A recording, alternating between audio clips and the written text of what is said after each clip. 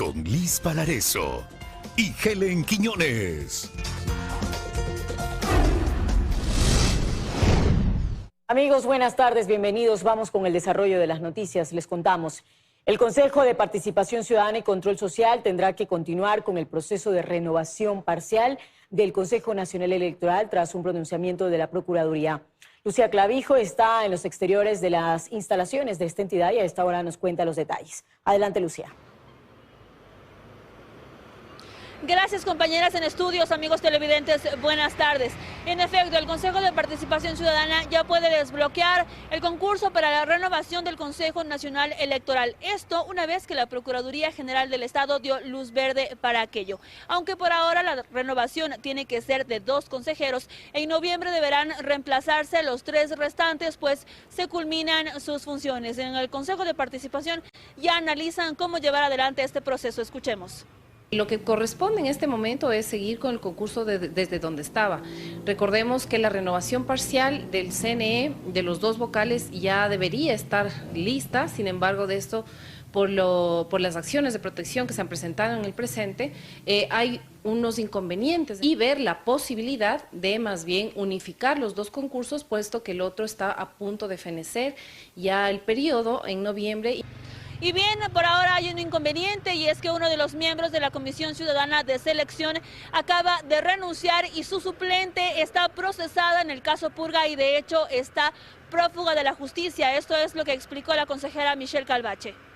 El presidente Roberto Lunis Lemarie acabó de renunciar. Entendería que hay que principalizar a Marianela Villarreal, que es la persona que está ahorita fugada en el caso Purga.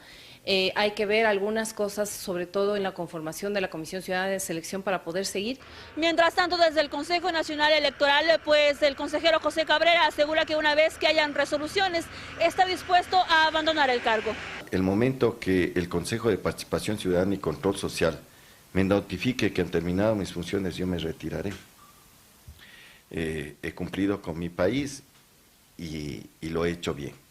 Por este tema, el Consejo de Participación Ciudadana se reunirá este miércoles en el Pleno y allí tomarán una resolución sobre cómo continuar este proceso. Continúan ustedes con más información desde estudios. Muy buenas tardes. Buenas tardes también para ti, Lucía. Muchísimas gracias. Y este martes entró en vigencia la ley para enfrentar el conflicto armado interno. Pese a ello, el incremento del IVA solo empezará a regir a partir del 1 de abril por tratarse de un impuesto que se declara mensualmente. Restan 19 días para que el IVA se incremente en el país. Pese a que este martes entró en registro oficial la ley para enfrentar el conflicto armado interno, la crisis social y económica, el alza del IVA solo empezará a regir a partir del 1 de abril por tratarse de un impuesto que se declara mensualmente. La normativa que incrementa de forma permanente el IVA al 13% abre la posibilidad además de que el presidente pueda subirlo hasta el 15% con un informe del Ministerio de Finanzas, en el que se exponga la necesidad de aquello. El primer mandatario ya ha confirmado que así lo hará. El Ministerio de Finanzas emitirá el informe y el presidente de la República suscribirá el decreto ejecutivo por medio del cual la tarifa del IVA, que por ley está fijada en el 13%, pero por decreto presidencial subirá el 15% desde el 1 de abril. El gobierno espera recaudar 1.306 millones de dólares con este incremento, pero expertos explican que hay 2 cuestiones que generan preocupación: la evasión tributaria y la especulación. Un estudio en el BID que determina la evasión en IVA y Ecuador es el segundo país con mayor evasión de este impuesto. ¿Cuánto hemos estimado que debe ser el efecto en bienes tarifa cero? El 1%. Es decir, si antes usted compraba $10, el 1 de abril pague $10 con 10 centavos. Y hay otros bienes que estaban con tarifa 12 y que ahora se van a ver incrementados a tarifa 15%. El ajuste debe ser de 2.37%. De allí que sostienen se requerirá un exhaustivo control. En la norma además constan otras contribuciones, entre ellas un impuesto a las utilidades de los bancos y cooperativas de ahorro y crédito que van desde el 5 hasta el 25% dependiendo del volumen de sus utilidades grabadas en el 2023. Además, una contribución temporal por las utilidades de grandes empresas del 3,25%, incremento a la salida de divisas al 5% y la reducción del IVA al 5% en lo que respecta a materiales de construcción. Desde el sector automotriz aseguran que la venta de vehículos no ha sido buena. Sin embargo, tienen expectativa de que esto mejore en las últimas semanas de marzo antes del alza del IVA en abril. Durante los últimos 6 meses, el sector automotriz ha registrado una caída sostenida en la venta de carros. A 2 semanas de que finalice marzo y antes del alza del IVA en abril, representantes del sector esperan que la venta de vehículos aumente en un 10%. No es que el carro solamente va a subir el 3% del IVA, no, porque el carro tiene una serie de componentes a la hora de calcular su precio, dentro de los que está el ISD y el IVA, y sobre esos valores se calcula el ICE. Y aquí un ejemplo, un vehículo que actualmente tiene un valor de $40.000, desde el 1 de abril, su precio será de $45.000. Esto se debe a que el impuesto a la salida de divisas pasaría del 3,5% al 5%, el IVA del 12 al 15% y el ICE en este caso pasaría del 15 al 20%. Representantes del sector automotriz aseguran que los carros chinos no tendrán este mismo impacto en sus precios debido al acuerdo comercial con China aprobado el pasado 7 de febrero. Una vez que entre en vigencia el Tratado de Libre Comercio con China, que sería en el segundo semestre de este año, hay una reducción del 2,66% al año. Entonces las marcas chinas o los productos de origen chino van a tener esa pequeña compensación, pero realmente ese efecto se va a notar con el largo de los años. La industria automotriz ya ha hecho sus proyecciones y para este 2024 se tiene previsto la venta de 120.000 vehículos nuevos en Ecuador. Y a pesar de los problemas financieros que existen en el país, poco a poco el gobierno va igualándose en la deuda que tiene con proveedores y con los gobiernos autónomos descentralizados, a quienes no se les cancelaba el presupuesto desde hace varios meses. De rendirles cuentas a ustedes sobre la gestión. El ministro de Finanzas detalló este martes que la gestión actual, liderada por el presidente Daniel Noboa, recibió un estado en cuidados intensivos económicamente hablando y que durante estos meses están tratando de solventar todos los problemas financieros. Con apenas 184 millones de dólares en la cuenta única del Tesoro. Se ha cancelado hasta diciembre del ejercicio fiscal 2023. Lo que está proyectado y programado en el transcurso de esta semana es cubrir la brecha que existe de los 2 meses vencidos, pero estábamos con enero.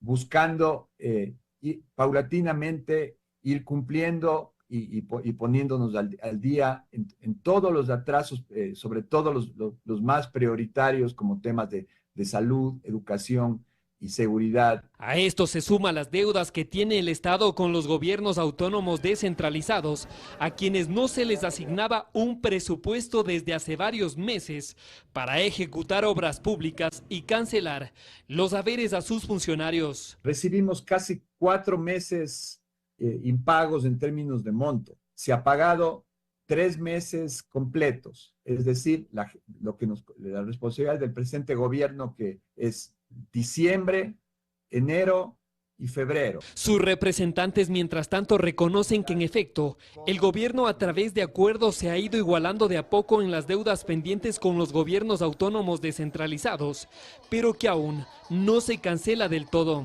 Se ha cancelado hasta diciembre del ejercicio fiscal 2023.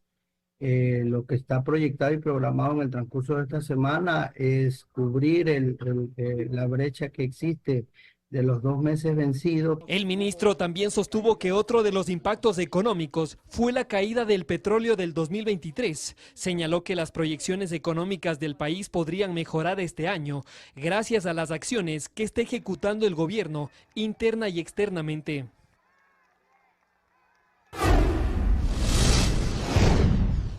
Por orden de Pablo Muentes, Mayra Salazar, procesada en el caso Metástasis, asesoró a Hugo González en su campaña para la presidencia de la Corte Provincial del Guayas. La Fiscalía empezó a publicar chat que constan dentro del proceso que sigue contra 12 personas en el caso Purga. Era diciembre de 2023, días de campaña por la presidencia de la Corte Provincial del Guayas. Por orden de Pablo Muentes, Mayra Salazar había terminado de grabar el video con el que el juez Hugo González anunciaría su candidatura. Ese sobre el que el mismo Muentes daba directrices, como este noticiero mostró en una anterior entrega. En uno de los chats, González y Salazar conversan. Buen día.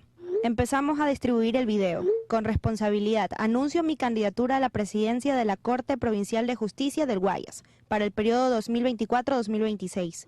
Los invito a trabajar en equipo por la justicia y la equidad. Con ese texto lo puede subir a sus redes a las 8 en punto que termine de enviar a todos. Enviado a todos. Camino a corte. Yo igual. Tráfico en Sambo por el puente. ¿Podrá subirlo Johan? No, es muy notorio. A él internamente ya lo relacionan con el amigo. Johan es como se referían al juez Johan Marfetán y el amigo es Pablo Muentes Alarcón. Ambos forman parte de la lista de procesados en el caso Purga. Aunque era parte de las conversaciones de pasillo, Salazar cuidaba que González no sea relacionado con el ex asambleísta socialcristiano. Ella, asesora de Fabiola Gallardo, guiaba a González, quien el pasado viernes renunció a su cargo, sobre las fotos y videos que debía compartir y cómo llegar mejor a sus compañeros. Este es uno de los videos que acordaron subir. En su página, la Fiscalía va colocando de a poco las conversaciones que forman parte de esta investigación por presunta delincuencia organizada. Una de ellas, a las que se refirió su titular en la audiencia de formulación de cargos, muestra a dos jueces, uno de San Borondón y otra de Guayaquil, conversando sobre el proceso de juicio político contra Diana Salazar. Sin el bloque de la RC no llegan a los 92 votos. ¿Crees que la RC no va a apoyar? Pienso igual, por eso digo, sin ese bloque no hay nada. Si me apoyas con Diana, yo te apoyo acá. Así de simple. Ajá. Saliendo Diana del ruedo, da igual el Consejo de la Judicatura. Dice la fiscal que esto evidencia que le es incómoda a muchos. Y empiezan a haber reacciones. La Agencia de Tránsito y Movilidad de Guayaquil emitió un comunicado asegurando que de requerirlo colaborará con las investigaciones tras conocerse que Mayra Salazar gestionó a través de un funcionario del Departamento Jurídico de la ATM que ella, Fabiola Gallardo y los jueces de la Corte Provincial no sean multados a cambio de gestionar fallos favorables a esta entidad municipal. El caso Purga salpica a la ejecución de una cuestionada obra que el exalcalde de Quito, Jorge Yunda, logró derivar a una constructora de sus amigos de la contratista GEINCO, pero que fue firmada con el Cuerpo de Ingenieros del Ejército. Que el Cuerpo de Ingenieros del Ejército resolvió un enredo judicial con el municipio de Quito en la Corte del Guayas parece inverosímil, pero ocurrió. Y es allí donde un contrato de repavimentación del 2019, plagado de irregularidades desde el inicio, cierra con broche de oro involucrándose en el caso Purga. La trama nos lleva ineludiblemente al nombre de Mayra Salazar, ex asesora de la presidenta de la Corte del Guayas, Fabiola Gallardo, y protagonista de los acercamientos, contactos y fallos a la carta en la Corte de Justicia del Guayas. Según Fiscalía, el Cuerpo de Ingenieros del Ejército pagó por un fallo a su favor en esa provincia, en una disputa con la empresa de obras públicas de la capital. En noviembre del 2019, el contrato de $30 millones para la repavimentación de las calles de Quito nació cuestionado en la gestión del exalcalde Jorge Yunda, pues la obra llegó a manos de sus amigos de la constructora GEINCO, y fue posible gracias a una intermediación con el consorcio entre el ISFA y el Cuerpo de Ingenieros del Ejército. En 2022, la Contraloría evidenció estas irregularidades y en abril de ese año, la empresa de Quito terminó de forma unilateral el contrato.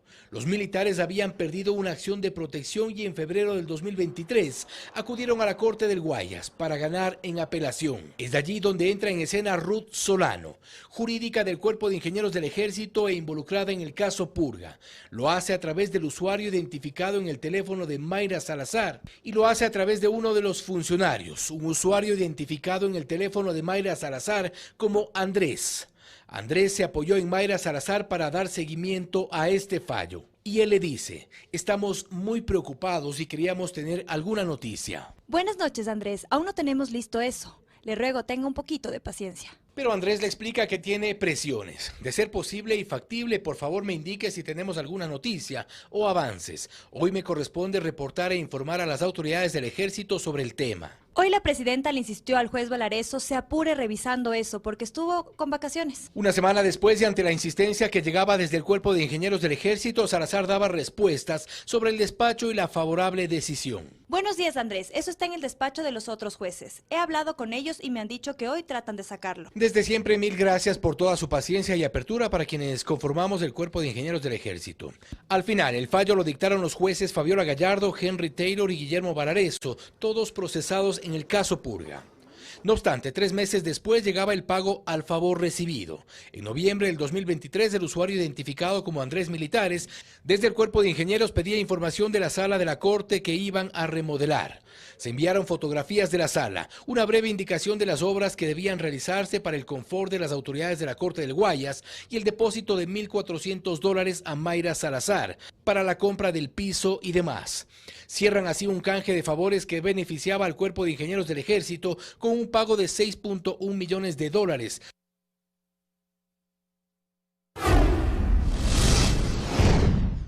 La Asamblea Nacional iniciará un proceso de fiscalización a funcionarios y exfuncionarios que hayan usado su cargo para interferir en la justicia. Esta investigación se hará desde la Comisión de Fiscalización. Nuestra compañera Karen Aro está en la Asamblea y nos cuenta todos los detalles de esta información. Karen, buenas tardes.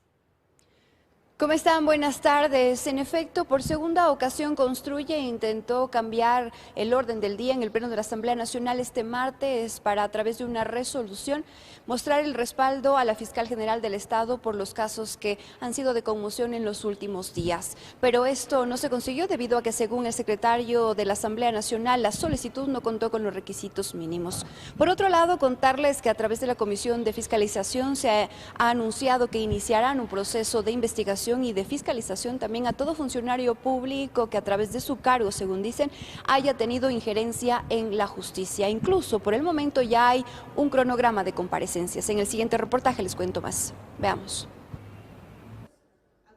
El proceso de fiscalización por parte de la Asamblea ya está en marcha y se deriva de los casos Purga y Metástasis, dice la presidenta de esa comisión, Pamela Aguirre.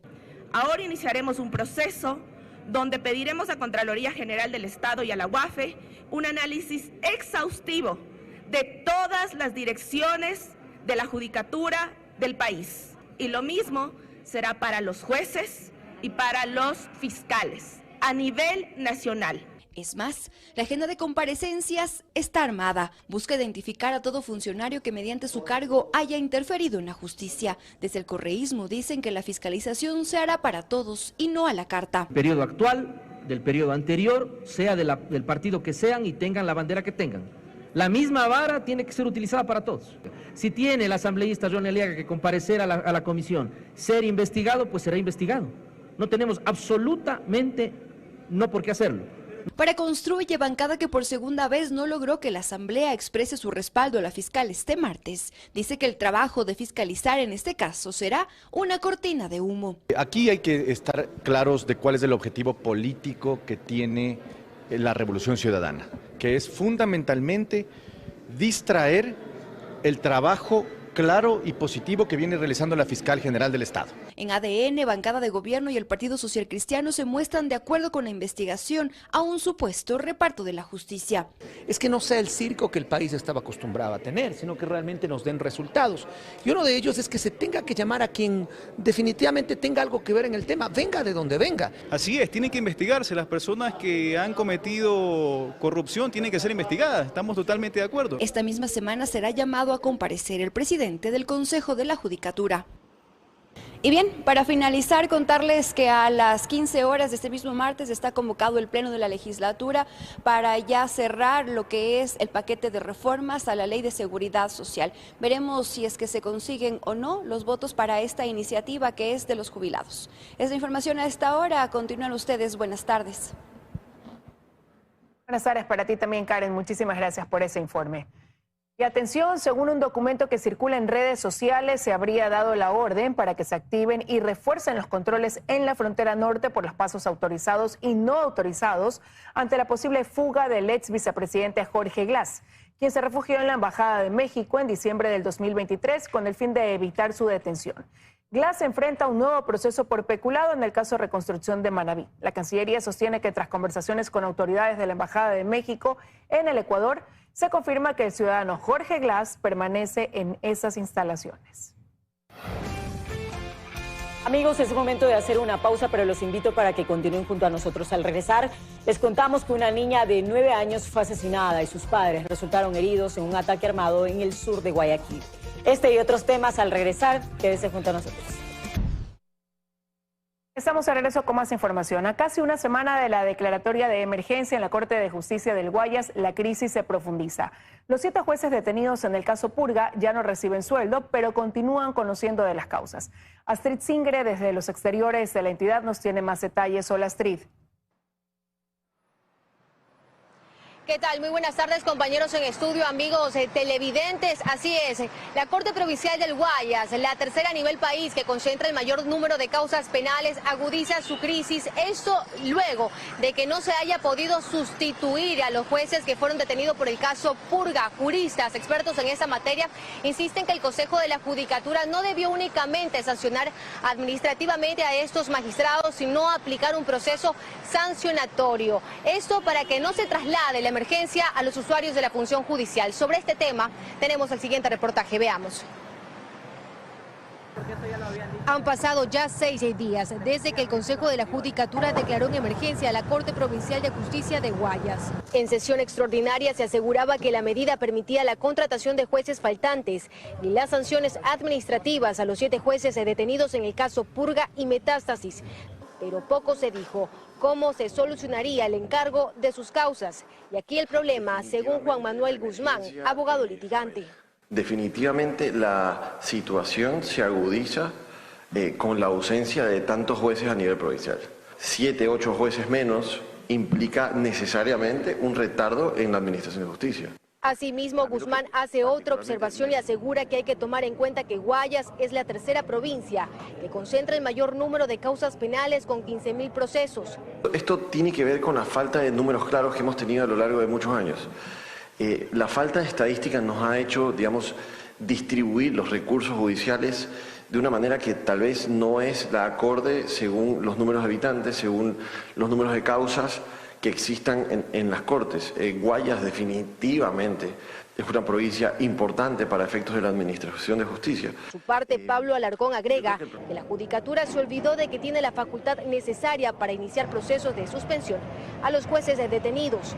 ¿Por qué es necesario suspenderlos? Primero, porque la competencia la tiene formalmente el Consejo de la Judicatura según el Código Orgánico de la Función Judicial y porque necesitamos una sanción ejemplar, insisto, ejemplar para que el resto de aquellos malos funcionarios, porque en efecto no son todos, eviten repetir actuaciones como estas, que sepan, por ejemplo, que no van a poder continuar sustanciando causas mientras están privados de la libertad. Ambos juristas concuerdan que es necesario iniciar con políticas judiciales permanentes y no caer en reformas que siempre terminan en lo mismo. A esto hay que agregarle que aún es difícil poder asignar a jueces de primer nivel justamente que se encarguen de los procesos o las causas que llevaban los magistrados detenidos en el caso Purga, porque los magistrados también que se encuentran en el banco de elegibles pues tienen procesos administrativos abiertos. Hasta aquí la información, compañeros, amigos televidentes. Ustedes continúan con más de ese estudio. Muy buenas tardes. Buenas tardes también para ti, muchas gracias. Amigos, en otros temas, el presidente Daniel Noboa asistió a la sesión solemne por los 489 años de fundación de Portoviejo, Manabí. Durante su intervención se refirió a la necesidad de crear reformas urgentes para fortalecer la seguridad en el país y endurecer las penas para los narcoterroristas. También anunció que en los próximos días se hará la entrega de un total de 2.500 becas para Manabí y Los Ríos. Finalmente hizo énfasis en la importancia de realizar la consulta popular. La consulta popular es el mecanismo para garantizar y mantener todo lo que hemos conseguido en este combate a las mafias narcoterroristas. Juntos construimos el futuro, el desarrollo y fortaleceremos a la democracia. Se reportaron 2 muertes violentas en Guayaquil la noche de este lunes. En uno de los casos, una menor de 9 años fue asesinada y sus padres resultaron heridos en un ataque armado. Lo que parecía una noche tranquila en las calles Alfredo Valenzuela y Oriente, en el sector de Cristo de Consuelo en el sur de Guayaquil, cambió de repente con la llegada de al menos 2 delincuentes en motocicleta, que dispararon a varias personas que se encontraban en los exteriores de esta tienda, acabando con la vida de una niña de 9 años de edad e hiriendo a sus padres. Estábamos aquí acostados viendo televisión, se escuchó, pues eran fuertes, ambulancias nunca llegaron.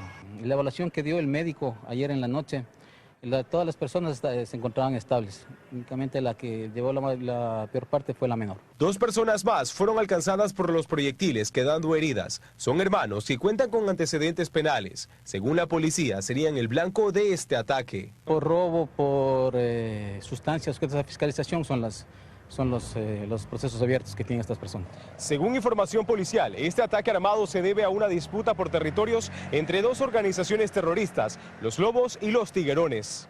Tenemos la información, justamente por eso las unidades de inteligencia, las unidades de investigación están haciendo las intervenciones necesarias. Más temprano, aproximadamente a las 5 de la tarde de este lunes, un hombre fue asesinado por sicarios en el sector de Flor de Bastión, en el noroeste de Guayaquil. En este caso, el ajuste de cuentas sería la motivación del crimen.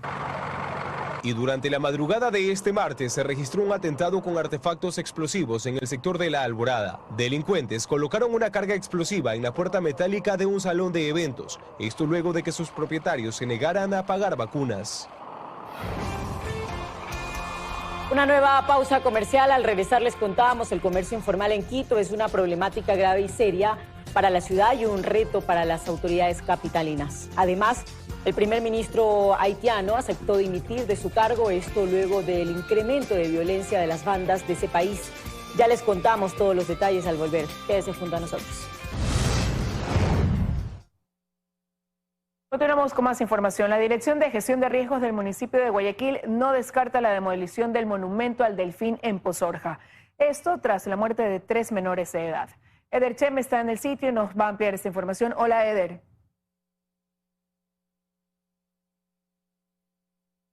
¿Qué tal, compañeros? Muy buenas tardes. En efecto, así es. Luego de esta tragedia suscitada hace 24 horas que dejó como saldo 3 menores de edad fallecidos, así como 4 personas heridas durante la mañana de este martes, personal municipal específicamente de la Dirección de Gestión de Riesgos llegó hasta este punto para constatar los daños que se han suscitado. Además, se indicó que no se descarta la demolición del monumento al delfín porque representa un riesgo para los visitantes. Hemos preparado un informe completo con todos los detalles. Veamos. En la parroquia Pozorja aún no salen del asombro luego de que 3 niños perdieran la vida y 4 personas resultaran heridas tras quedar sepultadas por el colapso de un banco de arena y piedras junto al ícono del monumento al delfín, sin imaginar la tragedia que les esperaba. Las víctimas tenían 8, 10 y 12 años de edad y llegaron desde la parroquia Chongón en familia. Se encontraban celebrando el cumpleaños de uno de los infantes. Sucedió en la playa Delfín, un atractivo turístico que está a 17 kilómetros del Cantón General Villamil Playas y que hoy amaneció acordonado. Los moradores del lugar fueron los primeros en asistir a las víctimas. Sin embargo, los intentos por reanimar a los 3 niños no fueron suficientes. Nosotros vivimos fue un caos. Ver a las personas que estaban enterradas y sacarlas con las manos, porque no teníamos que usar nada. Yo soy albañil. Venimos todos mis compañeros, venimos a sacar a esas personas ahí. Nosotros lo que queremos es que vengan las autoridades para que nos ayuden a arreglar, porque esto es una playa turística que nosotros vivimos de esto. Ya la mañana de este martes, personal de gestión de riesgos de Segura EP llegó para evaluar la situación y las acciones que se adoptarán para evitar una nueva tragedia. No se descarta la demolición del monumento.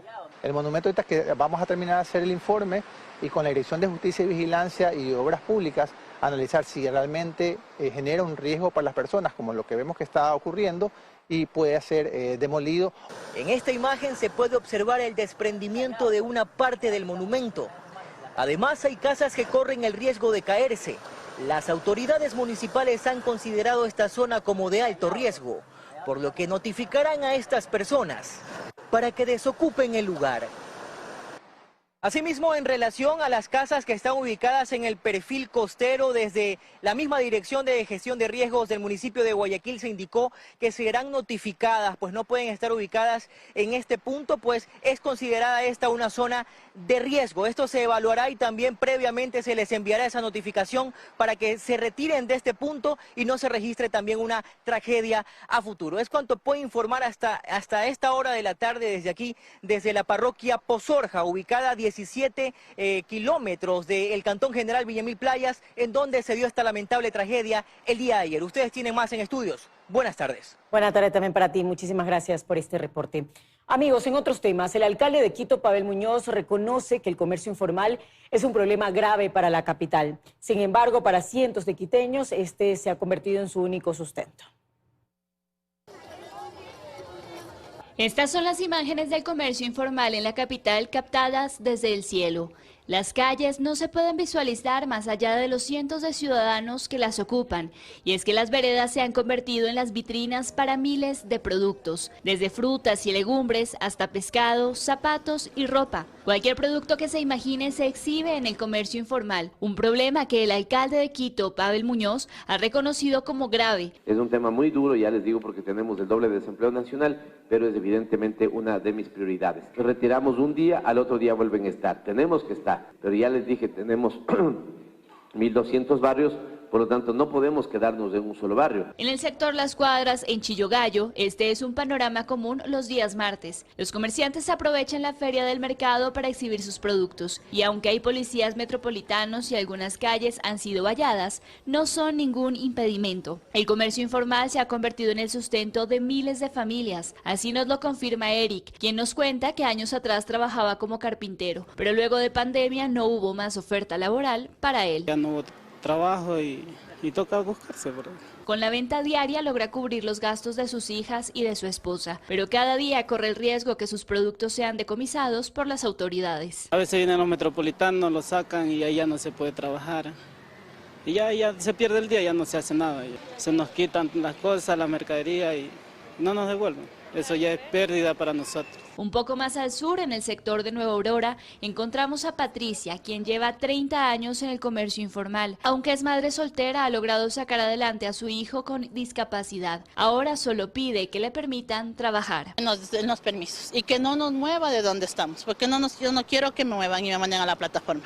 Porque de lunes a viernes hay gente y sábado y domingo no hay nada. Yo cuento solo con esto para ayudarle a mi hijo al estudio. De acuerdo a cifras que maneja el municipio de Quito, en toda la ciudad se contabilizan cerca de 17.000 comerciantes autónomos. Solo el 27,6%, es decir, aproximadamente 4.600, están regularizados.